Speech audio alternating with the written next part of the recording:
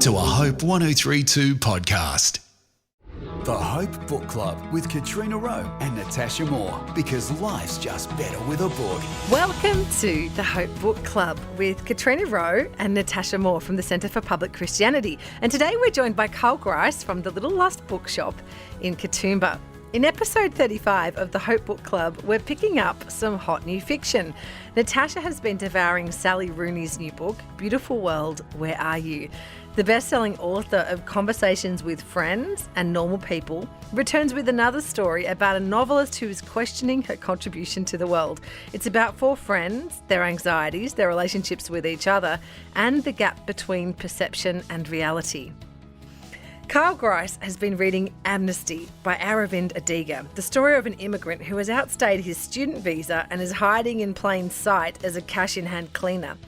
When he witnesses a murder crime, Danny has to make a decision. Will he report what he knows to police, even if it means being deported? And I've been reading The Midnight Library by Matt Haig. Filled with regret, Nora decides to end her life. But in the world between life and death, she finds a library and a chance to live the other lives that might have been. It's a life-affirming story about the choices we make and the consequences of those choices. Plus, we'll discuss our favourite forms to read, our favourite books. But first, let's hear from Beautiful World, Where Are You? By Sally Rooney. After all, when people are lying on their deathbeds, don't they always start talking about their spouses and children? And isn't death just apocalypse in the first person? So in that sense, there is nothing bigger than what you so derisively call breaking up or staying together. Because at the end of our lives, when there's nothing left in front of us, it's still the only thing we want to talk about. Maybe we're just born to love and worry about the people we know, and to go on loving and worrying even when there are more important things we should be doing. And if that means the human species is going to die out, isn't it in a way a nice reason to die out? The nicest reason you can imagine? Because when we should have been reorganising the distribution of the world's resources and transitioning collectively to a sustainable economic model, we were worrying about sex and friendship instead. Because we loved each other too much and found each other too interesting. And I love that about humanity. And in fact, it's the very reason I root for us to survive. Because we are so stupid about each other. Beautiful World, Where Are You? By Sally Rooney follows the lives of four young friends. Alice, the famous novelist, her best friend Eileen, a not famous literary magazine assistant, and the men they're casually seeing. Alice and Eileen's thoughts about life, art, history and politics are interspersed with indifferent updates about their on-again, off-again romantic relationships. Natasha Moore's here from the Centre for Public Christianity. G'day, Natasha. Hey, Katrina. What's this new book about? Well, in one sense, it's about the same things that all of Sally Rooney's novels are about. I feel like I can say all now that there are three. And I loved the first two, Normal People and Conversations with Friends. And so, I don't often buy, there aren't many authors who, as soon as they come out with a new book, I'm like, I must instantly buy it. But with Sally Rooney, I was like, yeah, I'm keen. I want some new Sally Rooney in my life. I just really love her writing. And this one, in some ways, it's similar to the others in that it's about relationships. It's about how do we communicate with one another? How do we get each other wrong? How do we make each other's lives worth living? But this one goes a bit more self-conscious. I guess, as you said, there's a character who's a novelist, and there's a lot of, I guess, kind of angst about like, well, what's the point of any of this?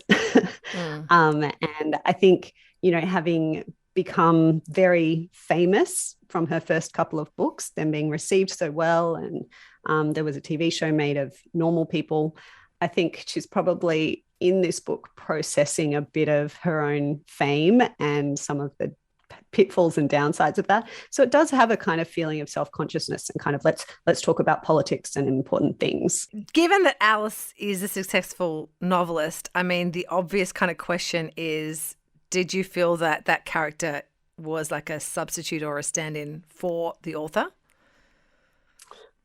I mean, these speculations are dangerous, right? Like, I don't know Sally Rooney, and and you certainly like women get this more than men, female authors, and also when they write what can be seen as more kind of domestic novels, so novels about relationships, about men and women, about sex and friendship, which is kind of what this novel does end up being about. It's hard for us to imagine that it's not autobiographical in some ways. And obviously, novels are semi-autobiographical. Writers incorporate their own experiences and their own thoughts about the world. And I think there are some similarities between the lifestyle of these characters and what we know about Sally Rooney. That being said, so I shouldn't speculate. Here's my speculation. Here's how I felt. Is that for some reason, Eileen felt to me more like the center of gravity. So Alice who's the novelist and, has had a recent mental breakdown after these successful two first novels. Like, you'd think superficially that her life circumstances would be more like her authors. But for some reason, I don't know, for me, Eileen felt more like the one who's kind of the quiet, what is my life really about? Like, Alice feels a bit more out there as a character. And I don't know, maybe Sally Rooney is like that. But for some reason, for me, the center of gravity felt slightly more with Eileen. That's what I would do if I was writing the book. I would dress one of the characters up to look like me, but write myself into the other one so it's a bit less obvious. Presumably they're both partly her, right? Yeah, I mean, I guess when I was reading the synopsis of this, Eileen and Simon particularly, they're the childhood friends who want to be together but can't seem to commit. That felt like normal people all over again. Did this feel different enough to you? It did feel different. Partly it feels for me because Normal People is about two teenagers. So from when they're, 16, 17, through their kind of uni days. And this is more like them, but 10 years later. So they're kind of 29, 30. And so it's post their 20s and they're kind of going, oh, we thought things would be different. We thought that life would feel different, and I think in some ways it's a book about adulting. Like, why don't we have the knack of living yet? Why can't we figure it out? Why can't we kind of make relationships work and feel like we have purpose in our lives and do stuff that matters and that we think matters for others and not just for ourselves? So it almost feels like a continuation of that kind of world and inner world, but at a slightly different stage of life. In Normal People too, a lot of the emotional tension comes from what isn't said. The conversations sort of skirt around the edges of the things the characters need to say. Is that a feature of this book too? Well, the thing that's kind of notably different in this one is that we don't only have the characters being narrated by a narrator, what they're doing and saying and, potentially not saying, but interspersed with the two separate stories, because Eileen and Alice are living in different places for most of the novel. You also have the two women exchanging emails with one another.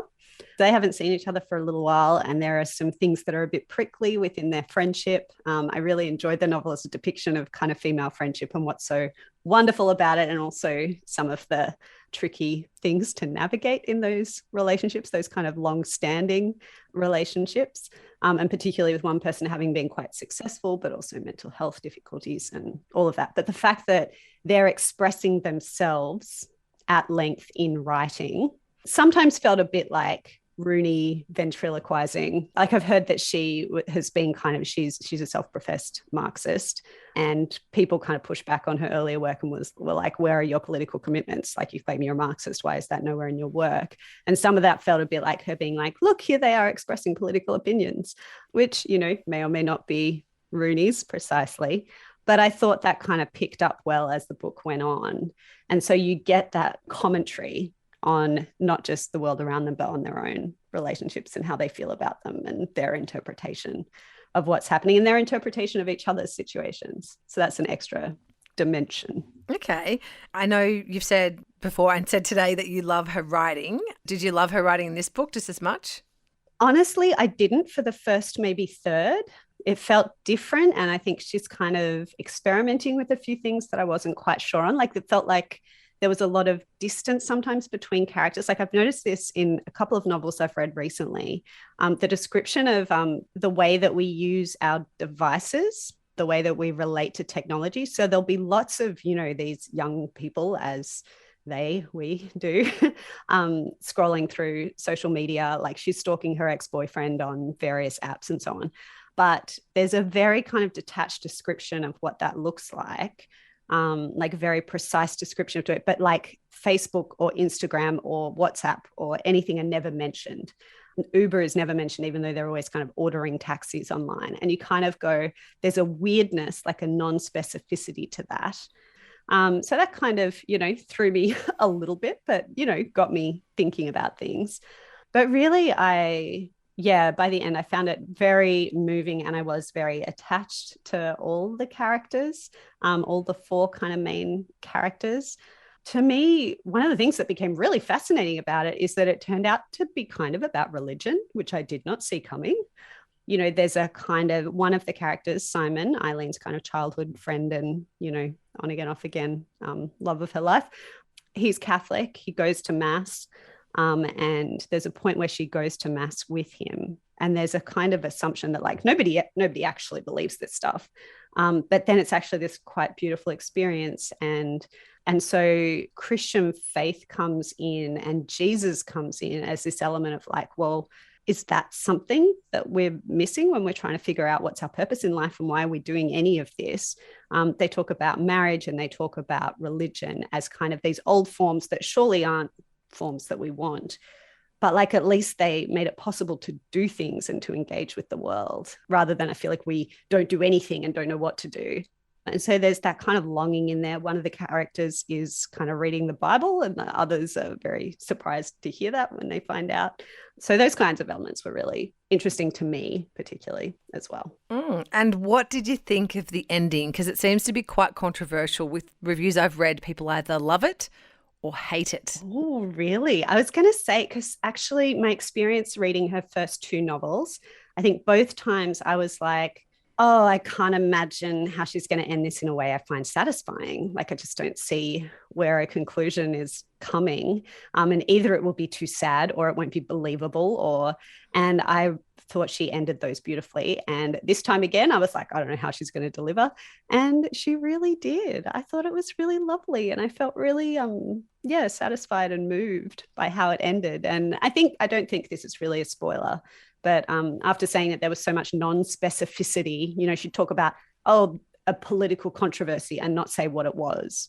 But there is at the ending a grounding in being in the situation of the pandemic and being in lockdown. And I appreciated that kind of grounding that felt to me, we're not out of it yet. So maybe in a few years it will date it terribly. But I really enjoyed the ending. I thought she did great. So overall, did this live up to your expectations and would you recommend it? I think it cut across my expectations, but I am definitely glad I read it. I still trust her. I will still continue to read anything she writes, I reckon. So I will definitely recommend it to the Sally Rooney fans. I think if someone hasn't read her, I wouldn't recommend it first. Okay. Thank you, Natasha. Thank you. Amnesty is a new novel by Indian writer Aravind Adiga. The main character, Danny, is an illegal immigrant who has overstayed his visa by 4 years and works as a cash-in-hand house cleaner. When one of his clients is murdered, Danny has crucial information that could lead to an arrest. But if he informs the police, it could lead to his own arrest and deportation. It's an intriguing premise with a complex moral dilemma at its heart. Carl Grice from the Little Lost Bookshop has read it. Hi, Carl. Day. This sounds so fascinating.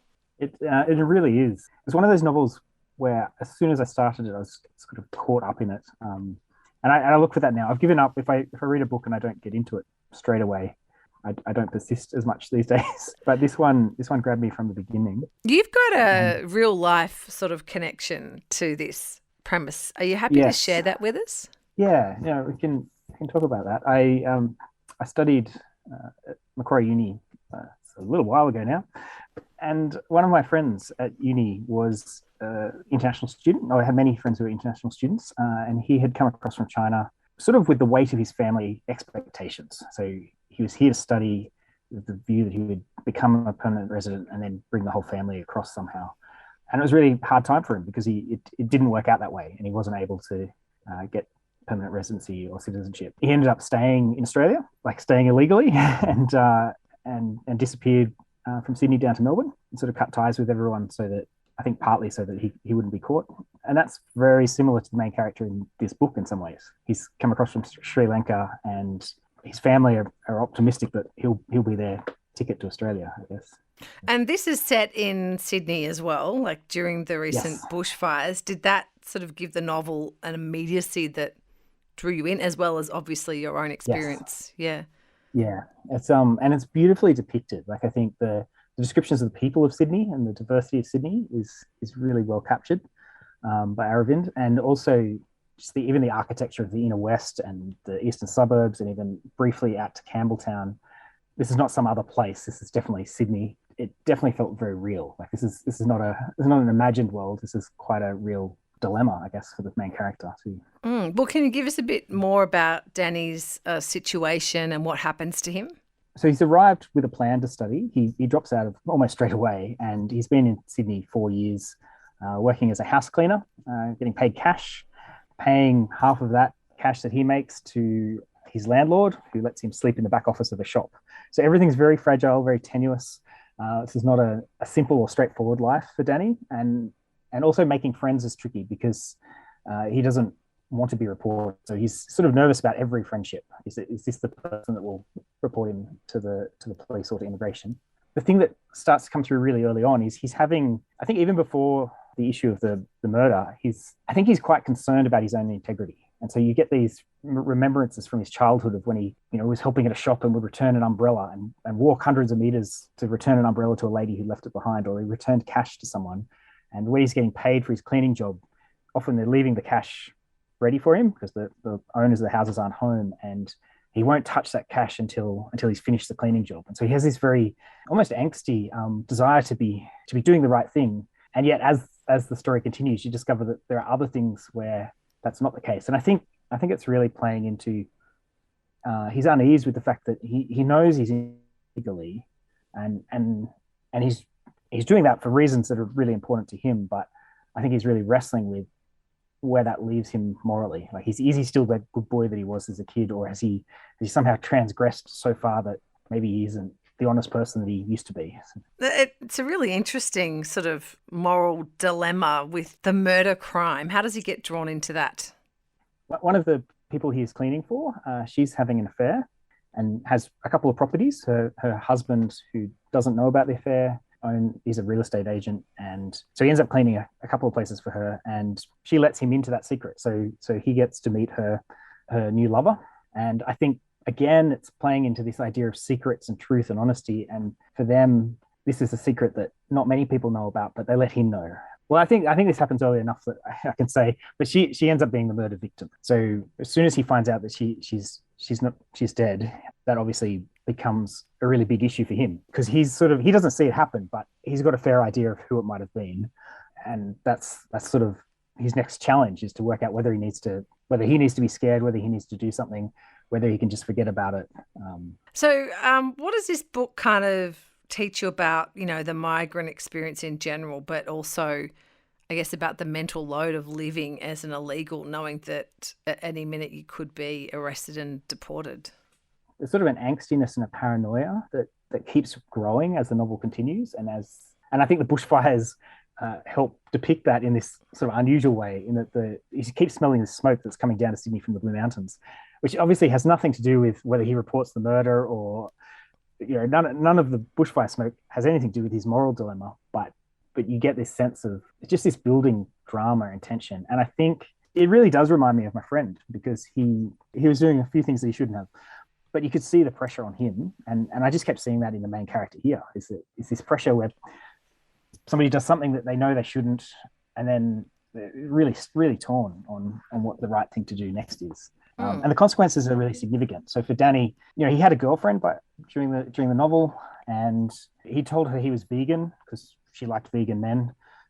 So he had those little lies in there as well, which he ends up confessing to her, and she doesn't really mind. But I think that's the big thing that comes out of the novel is this tension that's created once you're in a position that you don't necessarily want to be in, and I think just a lot of grey areas as to what the right thing to do next is. So what did you like about this, Carl? I think I like where Danny lands without saying too much, but I think he grows in himself as a character during the novel. I think it risked a bit of paternalism. Seems very naive at the start of it, but I think the whole process, which only happens over sort of a day and a bit, he grows as a person and probably helped me grow as a person too. So do you think anyone would enjoy this? Was the writing easy to read, and is it something that you think would have broad appeal? Yeah, for sure. And I think definitely if you're living in Sydney, it's both a great description of Sydney and the landscape and the people, but also this is very much, I think, reflects actual people's lives in Sydney. So if you're shopping at a little convenience store, or do you have a cash in hand cleaner? I don't know. All the different characters in the book are people that are, I think, really living in Sydney. I think it's easy to get caught up in our own lives, and I think this book exposed me to lots of different ways people are having to live in the same city. Sounds like it could be quite eye-opening. Sounds like there's a lot going on. It sounds really interesting. Thanks, Carl. That's Carl Grice from the Little Lost Bookshop, and we've been talking about Amnesty by Aravind Adiga.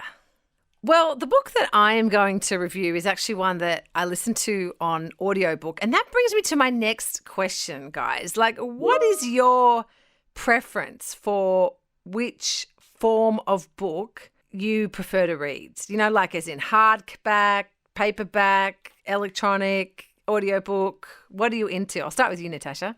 Oh, I mean, I could rank these, right? And at the bottom would be any kind of ebook, because I just, reading on a screen is plainly inferior to the tactile experience of reading a book, which also, as you and I have discussed a little bit in the past, I'm not, so far at least, a big audiobook listener. I enjoy the experience of kind of going at my own pace, and I strongly prefer paperback to hardback. Yeah, why is that? I also, I guess it feels, I like it being bendy and kind of curling up with it. You can't curl up with a hardback. It's not the same. So I like that kind of flexibility to it, I suppose. It just feels more casual and cozy. And I even have friends, how a lot of newly published books, a lot of new releases come out in a much bigger size with bigger print and a lot of white space.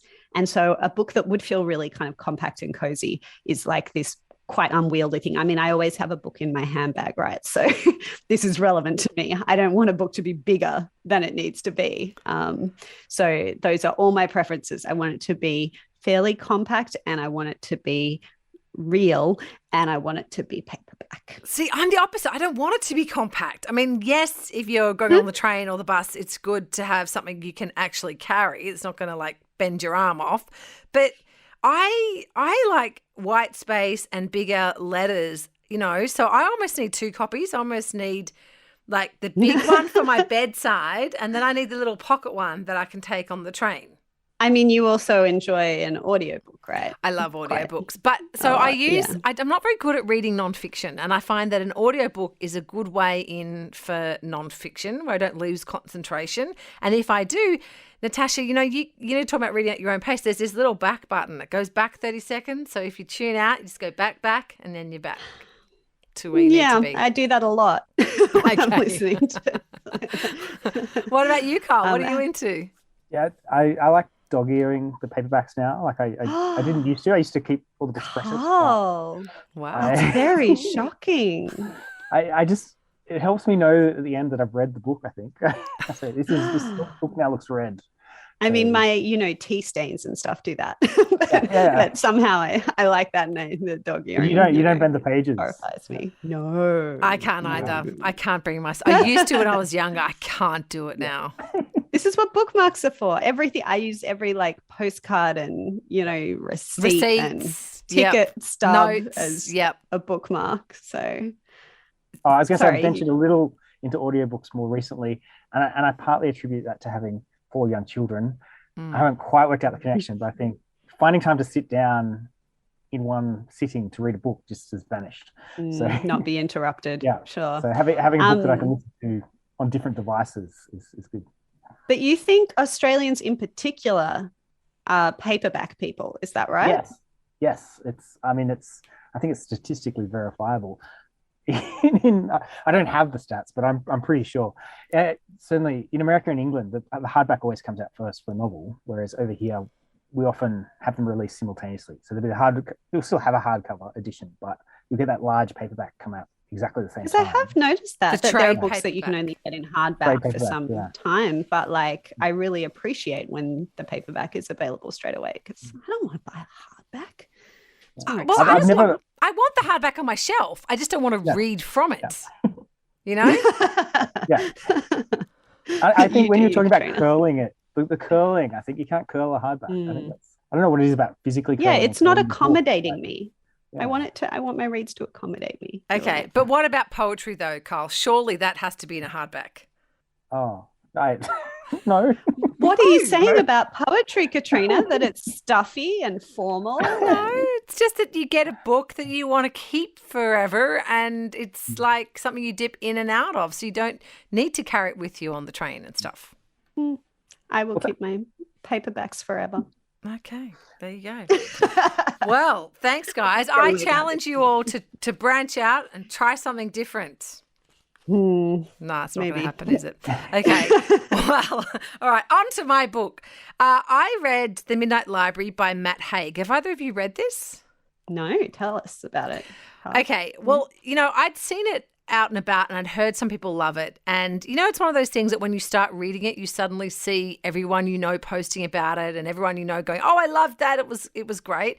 So that was one of those books for me. It's kind of a philosophical, existential tale of a woman, Nora, who chooses to end her life after being overwhelmed by regrets. And so when we meet Nora, she's a person whose life is characterised by unfulfilled potential. She backed out of her wedding day only a few weeks before the date.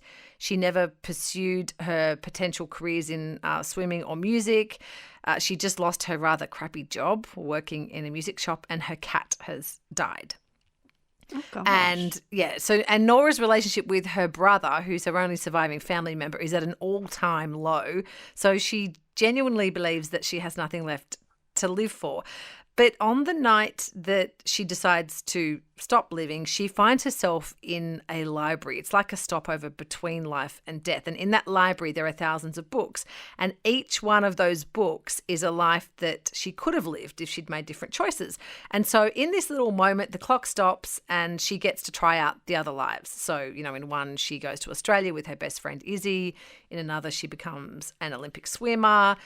In another, she becomes an Arctic researcher. In another one, a rock star sort of thing. Each of these lives relates to one of her previous regrets, things where she thinks she might have gone wrong, like the fact that she pulled out of an up-and-coming, rock band with her brother Joe because she started having panic attacks. And so in her real life, Joe isn't going well, and she blames herself or the fact that he resents her for ruining, his future music career. But obviously what happens, this is not really a surprise, but as she sort of travels through these other lives, she starts to understand that her perception of what happened was actually a little bit distorted, and some of the dreams that she didn't pursue were actually other people's dreams for her. And, and some of the mistakes that she's blamed herself for might have been, either a blessing in disguise or maybe not really her responsibility. And so kind of a sliding doors situation there. Definitely sliding doors. Yes, it's definitely a sliding doors kind of book. And I think the thing is, you could think that this book is about, suicide and depression and that sort of thing. And if you were in a place of severe depression, then I do not think this book is going to, necessarily inspire you to live again or anything like that. But I think if you have felt stuck in life, or if you still feel regret over missed opportunities, or if you feel like it's too late to try something new that you've always wanted to try, I think this book, it does really help you to consider the potential that you still have, to live a good life. And so, yeah, it's a little twee at times. But I think, if you are in a space where you're happy to undertake that self-reflection, then this book will sort of take you there. But it is wrapped up in a good story and a character that I did care about. Maybe a midlife crisis book, not a depression book. Well, she's not really midlife. She's like, but it sounds as in if you're in a midlife crisis, this book is for you. Like kind of what am I doing with my life? Yeah, or if you feel like your life doesn't measure up to someone else's because, you're not married with kids, or you don't have the most glamorous job, that your friends are more successful than you, or that, maybe a friendship that you valued has maybe come unstuck in some way. There's lots of sort of parts to what's going on for Nora that you realise, well, yeah, you can actually turn things around. It's a bit like Eleanor Oliphant is completely fine in that way, I think. So is it a spoiler to ask whether she gets a happy ending? Well, I won't give that away, but the ending is good. And there's parts of the ending.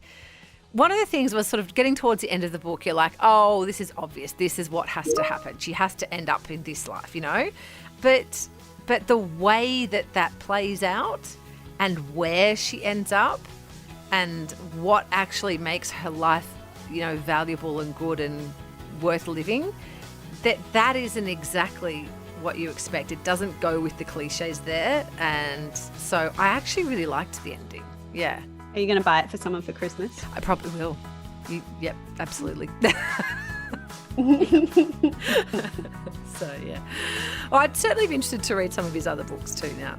So, well, thanks for listening to this edition of the Hope Book Club. If you want to comment on anything we've reviewed, we'd love to hear from you. You can email us at bookclub@hopemedia.com.au. In this episode, we have reviewed Beautiful World, Where Are You? By Sally Rooney, Amnesty by Aravind Adiga, and The Midnight Library by Matt Haig. And thanks for listening to the Hope Book Club, because life's just better with a book.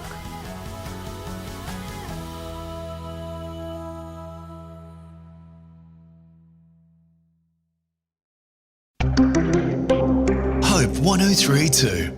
Thanks for listening.